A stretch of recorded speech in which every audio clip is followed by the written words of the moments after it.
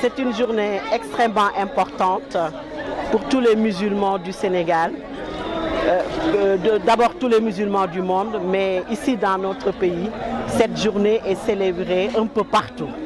Mais nous avons choisi de venir ici chez mon ami Cheikh Alassane pour partager avec lui, compte tenu du fait qu'il a un grand amour pour le prophète Mohammed sallallahu alayhi wa sallam.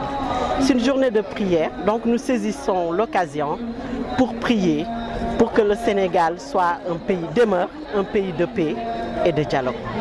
Qu'on retrouve l'unité des cœurs, l'unité politique, que le dialogue s'installe un peu partout au niveau de la politique et au niveau social également, qu'ensemble nous puissions mutualiser nos forces pour construire un Sénégal émergent. Sans la paix, sans l'unité, on ne peut pas parler d'émergence. Donc le chef de l'État récemment a lancé un appel au dialogue à l'endroit de la classe politique, à l'endroit de l'opposition sénégalaise. Je pense que c'est important. Ce que je souhaite tout simplement, comme vous venez de me le dire, que ce dialogue soit un dialogue sincère. D'abord, dialoguer, en quoi nous devons dialoguer? D'abord, tomber d'accord sur déjà ce qui a été voté dans la Constitution, à savoir mettre en place le statut du chef de l'opposition, qui tarde toujours à venir.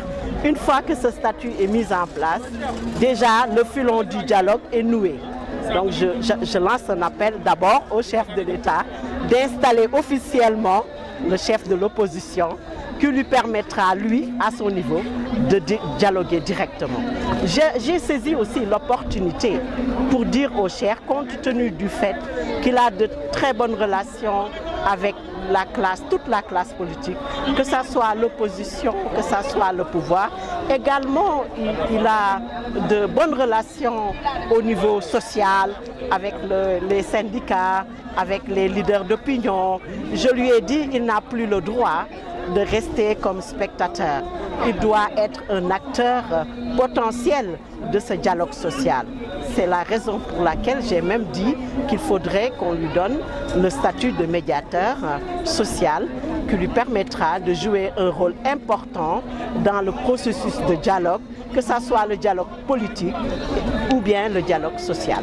Il a son rôle à jouer. Dans le cadre du dialogue politique maintenant, comment est-ce qu'il serait facile de jouer à la médiation quand on sait que le président Abdoulaye est assez réticent, puisqu'il dit que par rapport à Macky Sall, il n'a pas de problème, mais l'entourage de Macky Sall veut l'humilier. Il travaille à ça. Moi, je pense que ce qui est important pour nous aujourd'hui, comme je l'ai dit tantôt, c'est d'aller directement à l'essentiel et de ne pas s'arrêter à l'étape de parole et de discours.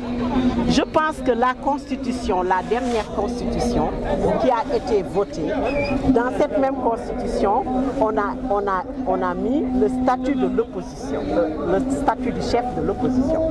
Ce statut va régler tout, puisque nous devons tout le temps dialoguer. Dialoguer ne veut pas dire aller au palais, parler à longueur de journée sans rien dire.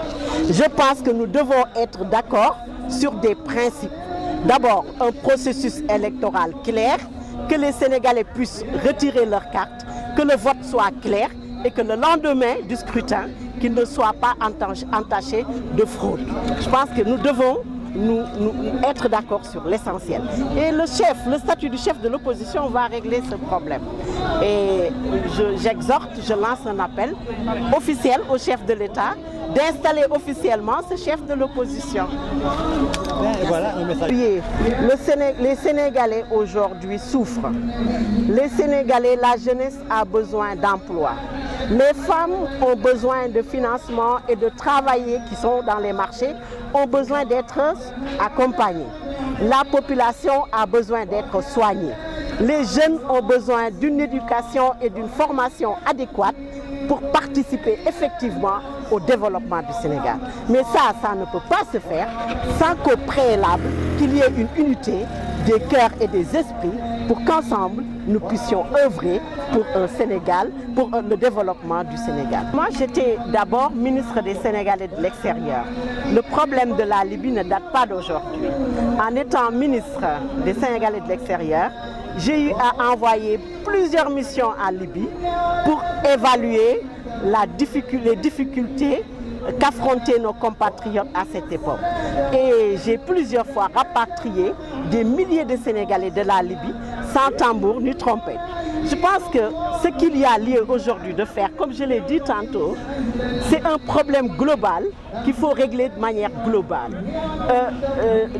Les jeunes, ils sont désemparés parce que tout simplement, ils n'ont pas de formation et donc pas d'emploi. Donc il est donc nécessaire pour l'État de revoir sa politique de jeunesse pour une meilleure prise en charge de la jeunesse sénégalaise.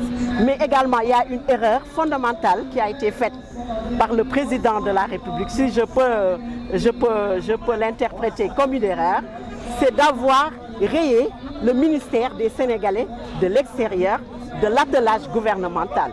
Puisque à l'époque, c'est ce ministère qui réglait tous ces problèmes de migration et faisait énormément de travail, de rapatriement de nos compatriotes qui étaient en difficulté. Hélas, aujourd'hui, ce ministère est absorbé par les affaires étrangères. C'est la raison pour laquelle nos compatriotes de l'extérieur, de plus en plus, sont dans des conditions extrêmement difficiles jusqu'à qu'on les vende au niveau des frontières. Je pense qu'il faut une politique globale africaine. L'Union africaine, elle doit prendre des mesures, d'abord des sanctions en direction de la Libye, mais des mesures préventives aussi également pour que ce genre de situation ne se reproduise plus en Afrique.